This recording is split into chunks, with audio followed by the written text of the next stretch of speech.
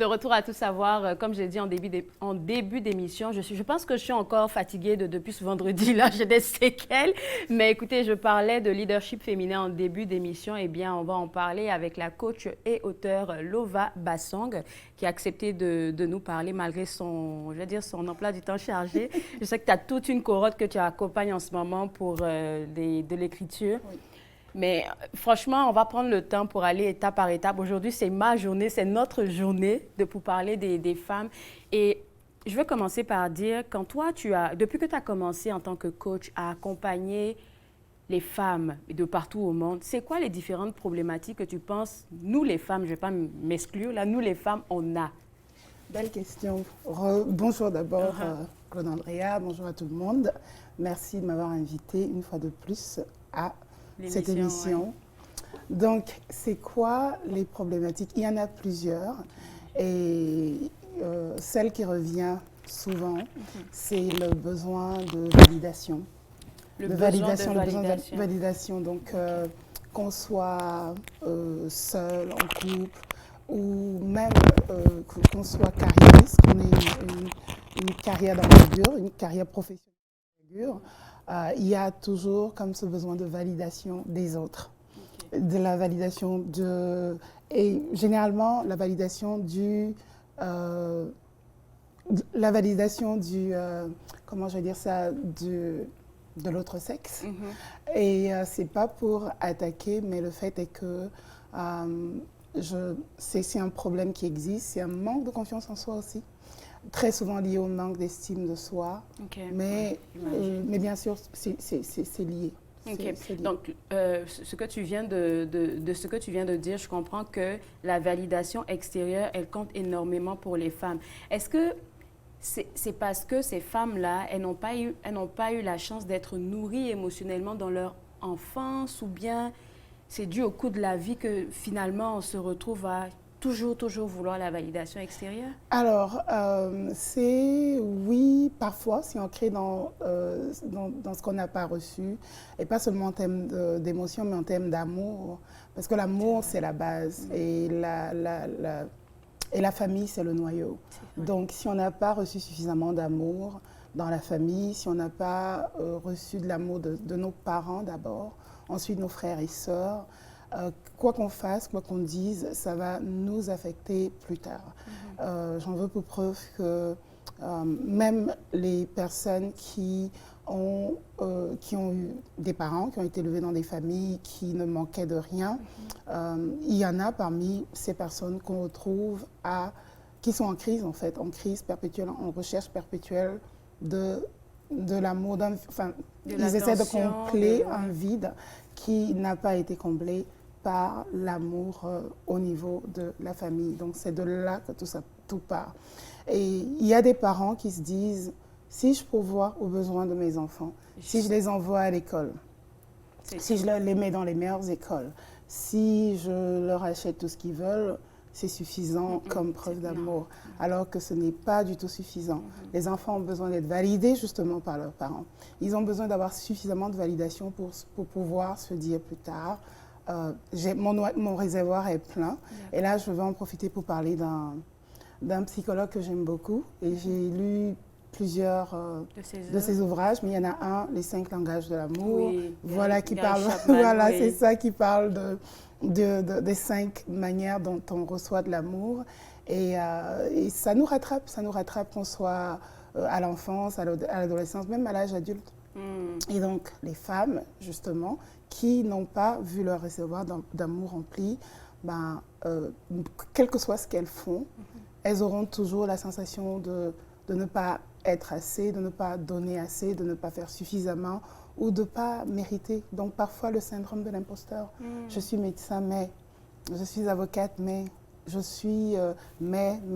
Donc, il y a toujours comme, je ne dirais pas chez toutes là, mais c'est ce qui revient souvent. J'ai envie de te demander, est-ce que, ce n'est pas une maladie, mais est-ce qu'on peut en guérir, je le dis en griffe, de cette soif-là de validation extérieure? Oui, bien sûr, on peut travailler sur soi, on peut se développer personnellement, d'où mon... Le travail de coach, ok. C'est ça, on peut se développer personnellement, on peut avoir des outils pour prendre ou pour reprendre confiance, parce que tout à l'heure, tu as posé une question, tu as demandé, est-ce que on est comme ça, enfin, je paraphrase, hein, tu ne l'as pas dit exactement comme ça, mais est-ce que c'est quelque chose qui vient avec les crises de la vie? Oui, il y en a qui ont même eu un réservoir d'amour plein, qui sont nés dans des familles qui leur ont, où elles ont reçu de l'amour, mais il arrive que les crises de vie qui se passent, elles peuvent vivre un divorce, elles peuvent vivre un licenciement abusif, elles peuvent vivre une séparation douloureuse, ou même elles peuvent avoir un diagnostic très, très lourd qui finalement fait qu'elles elles perdent confiance en elles. Donc, mon programme, justement, aide les femmes à prendre ou à reprendre confiance en elles et à se transformer personnellement, et afin d'écrire leur histoire, parce qu'elles ont toutes des histoires et des histoires inspirantes pour inspirer les autres. Et c'est tellement... j'aime bien ton programme d'écriture, parce que moi, je l'ai déjà expérimenté plus d'une fois, parce que je tiens un journal depuis plus de 2 ans maintenant. Magnifique. Je me rends compte que écrire, là, ça te libère. Et c'est un peu comme tu le dis souvent à tes coachés, là, c'est un peu comme si tu reprenais ton pouvoir. Exactement. Tu reprends ton pouvoir. Moi, j'aime parler du pouvoir féminin. Et féminin parce qu'on est femme d'abord. Oui, oui. Donc, on va rester sur la définition basique du pouvoir féminin. Et oui, on reprend confiance en nous. On s'approprie notre histoire. Parce que parfois aussi, parlant de problématiques, on a du mal à accepter notre histoire, on a du mal à vivre avec notre histoire. Surtout quand on a fait des erreurs et puis on se dit « comment j'ai pu faire ça ?» Voilà, exactement, comment j'ai pu faire ça. On a du mal à se pardonner soi-même. Et parce qu'on a du mal à se pardonner soi-même, on croit que personne ne nous pardonnera. Et on a du mal à s'aimer soi-même, donc forcément, on a l'impression que personne ne nous aimera. Donc, deuxième problématique, manque d'amour. Manque d'amour qui va encore se rapprocher aux besoins de validation. On se dit que c'est l'autre qui doit nous aimer. Oui, quand on est en partenariat, quand on est en amour, oui, on aimerait être aimé, mais on ne se rend pas compte qu'on renvoie à l'autre ce qu'on se communique. Si on ne s'aime pas nous-mêmes, on dit à l'autre inconsciemment, on lui envoie une énergie qui lui dit « je ne mérite pas d'amour ». Rien que dans la manière dont on se traite, la manière dont on se perçoit. Et tu peux te demander, mais comment je renvoie ça à l'autre? Ben, écoute, si tu me fais un compliment, par exemple, tu me dis, Lova, tu as une belle... tu as un beau pantalon. Oui, je vais dire, tu as de belles boucles d'oreilles, ton rouge à lèvres, il est beau. Tu vois, si tu me dis, par exemple, tu as de belles boucles d'oreilles, ah, merci, ça m'a coûté $2. Oh, tu vois ce que je veux dire? Il faut te diminuer tout le temps. Et on ne se rend pas compte qu'on le fait souvent. Ah, mais tu aimes ça? Ah non, mais j'ai juste fait ça il y a 2 jours. Ah, c'est ma... Tu vois, tout le temps, pas accepter ce qu'on est. Pas accepter notre valeur. Et notre valeur, ça vient de toutes ces petites choses. Ça vient, mais surtout, de la perception qu'on a de nous. Parce que la perception qu'on a de nous, on la renvoie à tout le monde. On la renvoie. C'est comme ça. C'est pour ça qu'on dit d'ailleurs, c'est ce que tu permets qui va continuer. On va se dire, oui, mais elle me traite mal, il me traite mal, elle me fait ci, elle me fait ça. Mais dans la réalité, c'est que la personne qui te fait ça se sent légitime de le faire. Il y a quelque chose en toi qui lui dit, je peux la traiter comme ça, elle ne va rien faire, elle va peut-être bouder 2-3 jours, elle va revenir, elle sera là, c'est un peu ça. Donc, cette importance de s'aimer suffisamment pour établir des barrières saines dans le relationnel. Et quand on parle de s'aimer, je veux m'adresser aux femmes parce que c'est quelque chose que je pense tout le monde vit, homme ou femme. Et puisqu'on parle des femmes, c'est comme quand je dis que je m'aime, c'est que je suis une personne parfaite. Alors que non, quand tu parles de s'aimer, je suppose qu'il s'agit de s'aimer avec ses défauts, avec ses faiblesses et aussi avec tout ce qu'on a comme qualité. Exactement, c'est exactement ça. Et les gens pensent que la confiance en soi aussi, c'est juste dire « oh non, moi je m'aime ». Et puis c'est tout. C'est tout. Et puis c'est réglé, quoi. Les gens se disent que quand ils se disent « je m'aime », je n'ai pas de problème, non. Voilà. Mais c'est en fait, moi ça me rappelle un livre que je lis beaucoup, qui parlait de l'impression, tu sais, quand tu te mires devant la glace, tu vois très bien que tu as un cheveu qui n'est pas bien arrangé, et puis tu sors et tu dis non, mes cheveux sont bien arrangés. Pourtant, tu as bien Tu as vu. bien vu, ouais. C'est un peu comme essayer de Politique se de mentir, l'autruche, ouais. voilà. Essayer de se mentir, de te dire non, tout va bien, alors que il suffit pas de dire je m'aime. Si tu rentres dans une salle, homme, femme, tu demandes à tout le monde qui s'aime. Je crois, ça ce sont mes statistiques qui ne tiennent sur rien, mais je pense que 90% des personnes présentes vont dire ah moi je m'aime. Oui. Maintenant quand tu commences à poser les vraies questions, Et qu'est-ce que ces comment vraies tu questions? t'aimes, Oui, comment? mais comment tu t'aimes de manière pratique. On va prendre un exemple sur le sommeil, sur la santé. Tu sais, par exemple, tout le monde se connaît. Tu sais peut-être que toi, tu as besoin de 8 heures de sommeil par jour. Je parle de moi. Et donc, et puis à un moment donné, je dis je m'aime, mais non, je ne fais pas mes 8 heures. Et je sais que ça va empiéter sur mon humeur le lendemain. Je sais que ça va me rendre de mauvaise humeur, ça va pas me rendre productif, ça va. Tu vois, c'est de petits endroits comme ça où on a un manque d'amour. J'ai travaillé avec une âme qui, elle, c'était le fait de ne pas pouvoir se poser pour manger. C'était impossible. Elle pouvait servir tout le monde, son mari, ses enfants et tout le tralala. Dès qu'elle se posait pour manger, elle se sentait coupable. Elle avait l'impression qu'il y avait quelque chose qu'il fallait qu'elle fasse dans la maison. Et donc, elle avait développé l'habitude de manger dans la voiture en m'appelant, en me parlant.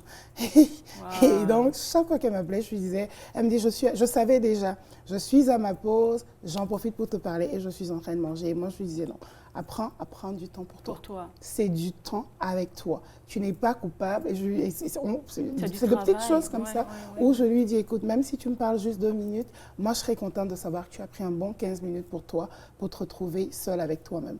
Une autre chose, c'est on a peur d'être avec nous-mêmes. Peur d'être avec nous-mêmes. Je pense que je vais prendre une pause. On va tous prendre une pause et puis on va revenir là-dessus. Vous regardez Tout savoir.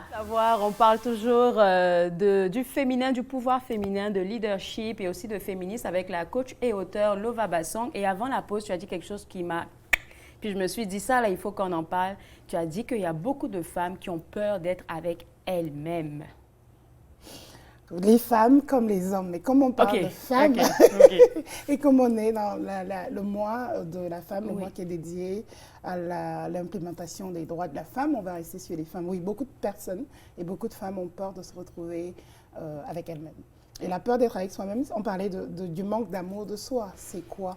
Tu as des gens qui vont carrément te dire qu'il leur faut absolument quelqu'un. Il leur faut par exemple de la compagnie dans la maison, tu vois. Ils ne peuvent pas. Ou alors même s'il n'y a pas de la compagnie dans la maison, il faudrait qu'ils sortent, qu'elles sortent, puisqu'on parle des femmes, qu'elles sortent, qu'elles soient entourées.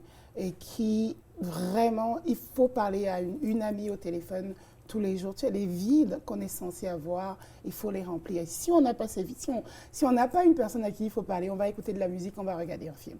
Tu vois ce que je veux dire? Bon, maintenant, c'est difficile que quelqu'un le fasse H24, mais très souvent, les moments seuls sont presque inexistants chez les femmes qui ont, je dirais pas peur, mais qui ont du mal à se retrouver avec soi-même. Mais parce que quand tu te retrouves avec toi-même, qu'est-ce qui arrive? Qu'est-ce qui arrive, c'est que tu te parles. Tu te vois. Et tu te parles. Tu discutes avec toi-même, tu vois, tu te poses des questions, tu réfléchis aux choses qui se sont passées, tu réfléchis à ce qui aurait pu se passer autrement, et ça te permet de faire de l'introspection. L'introspection qui nous permet de grandir, l'introspection qu'on ne fait pas pour se blâmer, pour se critiquer, pour se condamner, mais plutôt pour voir objectivement, regarder avec détachement ce qui s'est passé, des situations, même des événements, et se dire, OK, avec du recul, qu'est-ce que j'aurais pu mieux faire? Ces moments sont cruciaux, sont importants, sont vraiment incontournables si on veut grandir, si on veut se développer personnellement. Se fuir n'est pas la solution. Et se fuir, c'est une preuve de manque d'amour de soi. Parce que quand tu aimes une personne, qu'est-ce que tu fais? Tu as envie de passer du temps avec lui. Oui. Tu vois, quand tu aimes une personne, tu veux l'entendre. Quand tu aimes une personne, tu veux l'écouter. Tu veux la voir. Donc, ce n'est pas du narcissisme. Ou alors, c'est du narcissisme positif, mais c'est pas... Parce que, je comprends. Voilà, c'est ça. Tu vas avoir des gens qui vont dire, oui, mais la nouvelle génération, en ce moment, parle tout le temps de... Il faut s'aimer. Oui, c'est très important de s'aimer. C'est très important de s'aimer parce que si on ne s'aime pas, on ne peut pas aimer les autres. Il faut toujours se dire que nous sommes le premier cobaye. Tu ne peux pas démontrer de l'amour, tu ne peux pas te pâmer d'amour pour un être humain, qui qu'il soit. ton conjoint, tes enfants, tes parents et tout le tralala. Et moi, je le dis, là, je suis une grande amoureuse de ma famille, je suis une grande amoureuse de mon fils. Tout le monde sait que moi, c'est jamais sans mon fils, mais ces moments seuls avec moi sont cruciaux, sont primordiaux, parce que si tu ne trouves pas le temps de recharger tes batteries, de te donner cet amour, tu ne sauras pas. Tu ne sauras pas, parce que les gens, parlant d'amour, on parlait tantôt des gens qui vont dire « Oh, je m'aime ». Tu vois, les femmes, elles vont dire « Ah, moi, je m'aime, je m'aime, je m'aime. Je me trouve belle, je me trouve intelligente, voilà, je m'aime ». Non, non, non. Ça, c'est la surface et il y a la profondeur. Maintenant, dans la profondeur, c'est quoi? C'est que si j'ai appris à m'aimer inconditionnellement et à être indulgente envers moi-même, il m'est facile de t'aimer inconditionnellement et d'être indulgente avec toi. Il m'est facile de te pardonner. Il m'est facile de me dire, Andrea est un être humain comme moi, qui peut faire des erreurs, qui peut se tromper, exactement comme moi. Mais en fait, c'est vraiment la théorie de, on traite les autres comme on se traite. Donc tu vas voir les gens qui sont très durs, qui sont tout le temps dans le jugement, qui sont tout le temps dans le blâme, en fait, c'est le reflet d'eux-mêmes. C'est pour ça qu'il faut pas s'en faire. Mais définitivement, s'aimer soi-même passe par aimer passer du temps avec soi-même. Ça commence par de petits bouts. Si on n'a pas l'habitude de se dire, OK, je vais prendre 1 heure de temps avec moi-même, même si je ne dis rien, même si je m'allonge juste et je profite de ma propre compagnie. C'est important de le faire. C'est important de se donner des hugs. Tout seul là, toute seule là, de te dire, hey, tu sais quoi, tu es bonne, tu es forte, tu l'as fait, tu as réussi. Pas le dire très vite là, mais vraiment prendre du temps. Une technique que j'apprends à mes coachés, c'est de se féliciter, applaudir pour elle. Donc tu te mets devant la glace et tu comptes toutes les belles choses que tu as faites dans une journée, tu applaudis, tu te félicites. Quand tu as l'habitude de faire ça, tu n'attends plus la validation des autres. Tu sais que si on apprécie, tant mieux, on n'apprécie pas. C'est quand la prochaine conférence de coach Lova ici à Ottawa? Je suis suspendue à tes lèvres, là, je n'arrive même pas à poser de questions. À Ottawa, ça c'est une belle question. Il faudrait parce que vraiment que je le fasse. Là, je suis en train de préparer toute une autre conférence, mais c'est hors Ottawa, c'est hors Canada. C'est à Abidjan, en Côte d'Ivoire, au mois d'août. Et je pense que je dois vraiment travailler. Oui, on attend ça. Écoute, il va nous rester, je pense, 4 minutes. Ça passe tellement vite déjà. Mais j'aimerais qu'on prenne le temps pour nous, surtout, que tu nous enseignes sur comment toi tu vois le leadership en 2024 concernant les femmes. Alors, le leadership concernant les femmes passe par leur empouvoirment, leur autonomisation. Mais leur autonomisation, elles sont déjà assez autonomes en termes de carrière. Bien sûr, je parle côté Amérique du Nord. On voit des femmes de plus en plus qui ont des se postes déploient, de direction, des postes comment je vais dire ça, de décision. Voilà, ce sont des décideuses, comme on dit. Donc oui, on le voit. Mais après, moi je dis toujours, il y a la surface et puis il y a l'intérieur. Et l'intérieur, c'est justement de s'assurer, de se transformer vraiment, vraiment personnellement. Parce que j'en ai vu qui craquent en fait, qui vont être fortes en surface et qui, à la fin, ne sont pas solides, n'ont pas suffisamment d'outils à l'intérieur pour tenir face à la pression, face au jugement. Parce que plus les femmes montent, plus il y a de la résistance masculine, qu'on se le dise. Moi, je sais qu'il y a des endroits où j'ai encore du mal, même au Canada, de dire que je suis féministe, parce que c'est mal perçu, parce que c'est envisagé comme une espèce de guerre, une guerre d'autorité, de pouvoir, et voilà quoi. Donc du coup, comment tenir face à ça, comment résister, comment ne pas accumuler. Moi, je pense que la coach, si tu vas chez un chirurgien, il va te dire au père, moi, la coach, je vais dire, écoutez, faites-vous accompagner, faites-vous mentorer par des gens qui sont vraiment spécialistes du développement personnel parce que c'est important, c'est incontournable. La société nous a appris à aller à l'école, à avoir un boulot, à réussir dans la vie, à avoir des enfants, se marier, tout le tralala, mais on ne nous a pas appris à tenir devant les réalités, les coups que la vie peut nous donner. Et c'est à ce niveau que la plupart d'entre nous, je me mets dedans, on peut être fragile si on n'a pas les outils. Même moi qui suis coach, parfois, j'ai besoin d'aller réutiliser ces outils, aller ouvrir ma boîte à pharmacie et me dire, bon, il y a ça qui est arrivé, qu'est-ce que je fais? C'est vraiment, vraiment important d'être outillé, sinon on va avoir des mastodontes en apparence et des personnes frêles à l'intérieur. Et on n'a pas besoin de ça. Je pense que les femmes ont besoin de s'affirmer. Et l'affirmation vient de l'intérieur, vient encore une fois de ce qu'on pense de nous à l'intérieur, de comment on se perçoit à l'intérieur.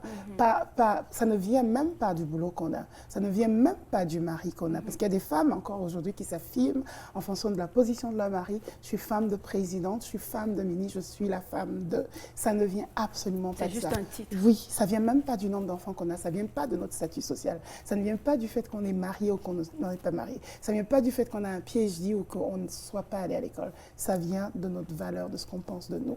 Et une fois de plus, on définit notre valeur comment? On connaît nos qualités, on connaît nos défauts, on est conscient de notre humanisme et on s'aime inconditionnellement. C'est non négociable. Non négociable. Il nous reste 45 secondes. Où est-ce qu'on peut avoir accès à tes ouvrages et peut-être avoir accès pour un coaching? Alors, moi, je suis en ligne, Coach Queen Lova, Oui. Facebook, LinkedIn, Oui. et puis quoi encore, Instagram, même si je n'utilise pas beaucoup Instagram. Oui. Et puis, c'est Lova Nyembasson, mon nom d'auteur, et je suis sur Amazon. Écoute, ça m'a fait plaisir de te parler. Comme je t'ai dit, là, j'étais scotchée à tes lèvres, tout simplement parce que tout ce que tu dis est tellement structuré, tellement vrai. Et en tant que femme, je pense qu'on a besoin de travailler sur nous parce que tu le disais, hein, à chaque niveau, où est-ce que tu avances, là, tu as toujours des affaires qui vont se réveiller. Qui vont se réveiller. Merci beaucoup. C'est Et puis, on moi. espère te voir très bientôt. Merci. Comme elle a dit, vous pouvez la retrouver sur tous ses médias sociaux, Coach Queen Lova. On va prendre une pause et juste après la pause, on parle finance et sport. Vous regardez Tout savoir.